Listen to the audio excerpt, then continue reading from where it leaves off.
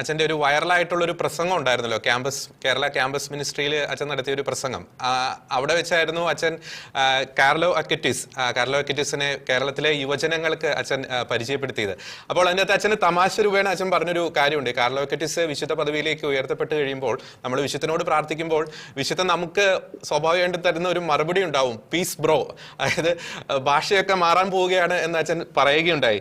ആ വർഷങ്ങൾക്ക് മുമ്പ് അച്ഛൻ നടത്തിയ ഒരു പ്രവചനം ഇപ്പോൾ ഇതാ അനർത്ഥമാകാൻ പോകുന്നു. എന്ത് തോന്നുന്നു ഈ ഒരു പുണ്യനിമിഷങ്ങളിലേക്ക് നമ്മൾ പ്രവേശിക്കുമ്പോൾ? ഒരുപാട് സന്തോഷമുണ്ട്. ഇപ്പൊ രാവിലെ മുതൽ ഈ ഒരു ദിനത്തിന്റെ പ്രാധാന്യം മനസ്സിലാക്കിക്കൊണ്ട് ഒരുപാട് മെസ്സേജുകളൊക്കെ വാട്സാപ്പിലൊക്കെ ഇങ്ങനെ വന്നുകൊണ്ടിരിക്കുന്നുണ്ട്. അച്ഛാ ഓർമ്മപ്പെടുത്തിയത് നന്ദി, ഞങ്ങൾക്ക് ഈ ഒരു വിഷയത്തിനെ പരിചയപ്പെടുത്തിയത് താങ്ക്സ് എന്നൊക്കെ പറഞ്ഞ് ചില ട്രോളുകളൊക്കെ വരുന്നുണ്ട്. കേരള ഫയർഫോഴ്സിനും ഫാദർസ് ജോയ്ക്കും നന്ദി എന്നൊക്കെ പറഞ്ഞ് ട്രോളുകളൊക്കെ ഇറങ്ങുന്നുണ്ട്. വളരെ യാദൃശ്യമായിട്ടാണ് ഞാൻ ഈ വിഷയത്തിനെ പറ്റി വായിക്കാനായിട്ട് ഇടയാകുന്നത്. കേരള ക്യാമ്പസ് കോൺഫറൻസിന് 2018 ഒരു മെസ്സേജ് ഡീൽ ചെയ്യണം, ഒരു സെഷൻ ഡീൽ ചെയ്യണം എന്ന് പറഞ്ഞപ്പോഴേക്കും അവരോട് സംസാരിക്കാം എന്നൊരു ചിന്തയിൽ നിന്നാണ് ശരിക്കും ഈ ഒരു പേപ്പർ കട്ടിങ്ങിലേക്ക് ഞാൻ എത്തുന്നത്. അപ്പൊ അത് വായിച്ചു കഴിഞ്ഞപ്പോൾ ശരിക്കും എനിക്ക് പേഴ്സണലി കണക്ട് ചെയ്യാൻ വേണ്ടി പറ്റും. കാര്യം ഞാൻ ജേർണലിസം ആണ് പഠിച്ചത്, ഡിഗ്രി. അതിനുശേഷം ഇപ്പൊ മീഡിയ ഫീൽഡിലാണ് വർക്ക് ചെയ്യുന്നത്. അപ്പം ഈ ഒരു നവമാധ്യമങ്ങളുടെയൊക്കെ ലോകത്ത് എങ്ങനെ നമുക്ക് വിശുദ്ധരായി ജീവിക്കാം, അല്ലെങ്കിൽ എങ്ങനെ നമ്മുടെ ക്രിസ്ത്യാനിറ്റി ഒക്കെ കൊണ്ടുപോകാം എന്നൊക്കെ ഒരു ചിന്ത പേഴ്സണലി ഞാൻ അഡ്രസ് ചെയ്യുന്നുണ്ട്. അപ്പൊ അതിനൊരു സൊല്യൂഷൻ ആയിട്ട് എനിക്ക് ഫീൽ ചെയ്തു. അപ്പൊ ഈ കിട്ടിയ വിശുദ്ധന്റെ അല്ലെങ്കിൽ ഈ ഇദ്ദേഹത്തിന്റെ ജീവിതത്തെ എന്നെ കേൾക്കാൻ വേണ്ടി ഇരുന്ന അന്നത്തെ ക്യാമ്പസ് കോൺഫറൻസ് ഉണ്ടായിരുന്ന ഏതാണ്ട് 1500-ലധികം വരുന്ന വിദ്യാർത്ഥികളോട് ഞാൻ ഷെയർ ചെയ്യാം. അപ്പൊ അവര് നൽകിയ കയ്യടികൾ, അവരതിനെ സ്വീകരിച്ച രീതി എനിക്ക് ഗംഭീരമായിട്ട് ഇഷ്ടപ്പെട്ടു. പിന്നീട് അതിന്റെ ക്ലിപ്പുകൾ അവര് കട്ട് ചെയ്ത് വൈറലായിട്ടൊക്കെ യൂസ് ചെയ്യും ഒക്കെ ചെയ്തിരുന്നു. അപ്പം എനിക്ക് മനസ്സിലായതാണ്, വിശുദ്ധർ നമുക്ക് എല്ലാ കാലത്തും ഉണ്ട്. ഒരുപാട് വിശുദ്ധരുണ്ട്, നമ്മൾ അനുകരിക്കുന്ന, നമ്മുടെ തിരുനാളുകൾ ആഘോഷിക്കുന്ന ഒരുപാട് വിശുദ്ധരുണ്ട്. പക്ഷെ ഒരു വിശുദ്ധന്റെ അപ്ഡേറ്റഡ് വേർഷൻ എന്നൊക്കെ പറയുന്നത്, ഒരു ഇൻഫ്ലുവൻസർ വിശുദ്ധൻ എന്നൊക്കെ പറയുന്ന ഒരു സാഹചര്യം, അത് നമുക്ക് ഗംഭീരമായിട്ട് കാർലോയിൽ ആസ്വദിക്കാൻ വേണ്ടി പറ്റിയെന്നുള്ളതാണ് യാഥാർത്ഥ്യം. അപ്പം കാർലോയിലൂടെ നമുക്കൊരു കാലഘട്ടത്തിന്റെ വിശുദ്ധനെ, ഒരു ഇൻഫ്ലുവൻസർ വിശുദ്ധനെയൊക്കെ നമുക്ക് കിട്ടിയിരിക്കുകയാണ്. അത് കേരളക്കരയും അല്ലെങ്കിൽ ലോകം മുഴുവൻ ആഘോഷമാക്കി മാറ്റിക്കൊണ്ടിരിക്കുകയാണ്.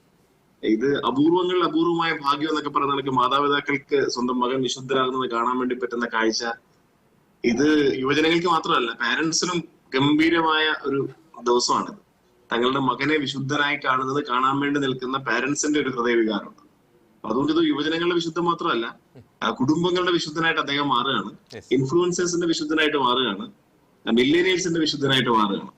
ഞാൻ അന്ന് പറഞ്ഞു വെച്ച അവസാന വാക്കുകൾ ഇങ്ങനെയായിരുന്നു. നമ്മൾ പള്ളിയിൽ ചെന്ന് പ്രാർത്ഥിക്കാൻ വേണ്ടി പോകുമ്പോൾ നമ്മൾ പറയും, എനിക്ക് പരീക്ഷ പാസ്സാകണേ എന്നൊക്കെ പറയുമ്പോഴേക്കും ശരി മകനെ വത്സ എന്നൊക്കെ പറഞ്ഞ് ആശീർവദിക്കുന്ന വിശുദ്ധനപ്പുറത്തേക്ക് കമോൺ പ്ലീസ് ബ്രോ ഇതൊക്കെ ഓക്കെ ആക്കി തരാം എന്നൊക്കെ പറയുന്ന നമ്മുടെ ഭാഷ സംസാരിക്കുന്ന ഒരു വിശുദ്ധനെ നമുക്ക് കിട്ടുന്നു എന്നാണ് പറഞ്ഞത്. അതിനെ ഒരു ഭയങ്കര ഹർഷാരവത്തോടെയാണ് സ്വാഗതം ചെയ്തത്. ശരിക്കും നമുക്ക് അങ്ങനെയുള്ള ആളുകൾ നമ്മുടെ ഇടയിലുണ്ട്.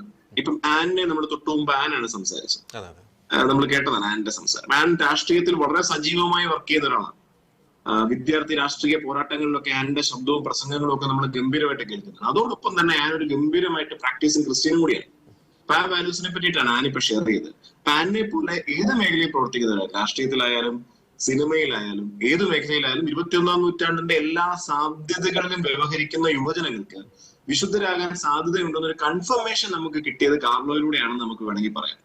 അപ്പം ഏത് ഫീൽഡിലാണെങ്കിലും അവിടെ നമുക്ക് വിശുദ്ധിക്കുള്ള സാധ്യതയുണ്ട്. സന്യാസമോ റിലീജിയസ് ലൈഫോ മാത്രമല്ല, ശിരോവസ്ത്രവും ലോകയും ധരിച്ചവർ മാത്രമല്ല, എല്ലാവർക്കും ഇതിനുള്ള സാധ്യതയുണ്ടെന്നും ശ്രമിച്ചാൽ നമുക്കും വിശുദ്ധരാകുമെന്നൊരു ഓർമ്മപ്പെടുത്തൽ കാർലോ ഗംഭീരമായിട്ട് നൽകുന്നുണ്ട്.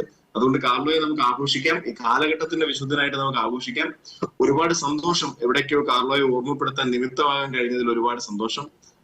ഷക്കീര ലിസ്റ്റിനോടൊപ്പം ചേരാൻ സാധിച്ചാലും സന്തോഷം. യെസ്, വളരെ നന്ദി അച്ഛാ. വളരെ സരസമായിട്ട് തന്നെ അച്ഛൻ കാർലോയുടെ ലൈഫിനെ കുറിച്ചും പ്രത്യേകിച്ച് ഇന്നത്തെ യുവജനങ്ങൾക്ക് ഇത് എത്രമാത്രം ആഘോഷിക്കാനുള്ള ഒരു അവസരമാണ് എന്നൊരു കാര്യം കൂടി അച്ഛൻ പങ്കുവച്ചു. വളരെ നന്ദി അച്ഛാ.